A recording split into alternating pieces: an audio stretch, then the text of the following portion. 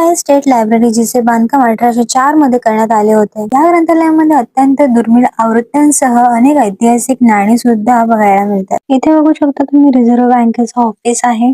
इथल्या बँकांच्या इन्स्टिट्यूट आणि ऑफिसच्या सगळ्या इमारती अशाच प्रकारच्या बघायला मिळतात. टॅक्सी मधून उतरलो आणि ड्रायव्हरला पैसे वगैरे देऊन आम्ही गेटवे ऑफ इंडियाच्या दिशेने जायला निघालो. एवढ्या उन्हात सुद्धा क्राऊड बघू शकताय तुम्ही इथे किती आहे, आणि लोक इथे उभे राहूनच खात आहेत, कारण बसायला सुद्धा जागा नव्हती. खूप भूक लागलेली म्हणून आम्ही सुद्धा या क्राऊड मध्ये घुसलो आणि खायला घेतलं. टेस्टलेस असलं तरी भूक लागलेली, सो आम्हाला तेच खायला लागणार होतं. सो आम्ही सँडविच आणि मिसळपावची ऑर्डर दिली. इतक्या वर्षानंतर ही लोक तितक्याच प्रमाणात गेट ऑफ इंडिया आणि मुंबईला व्हिजिट करायला येतात. आर्थिक राजधानी, महाराष्ट्राची राजधानी, अरबी समुद्राच्या किनारी वसलेली, अनेक राज्यातील लोकांना घर व रोजगार मिळवून देणारी, बॉलिवूड चित्रपटसृष्टीचे केंद्र असणारी, वडापावसाठी प्रसिद्ध असणारी, अनेकांना आकर्षक करणारी महाराष्ट्राची शान म्हणजे आमची मुंबई.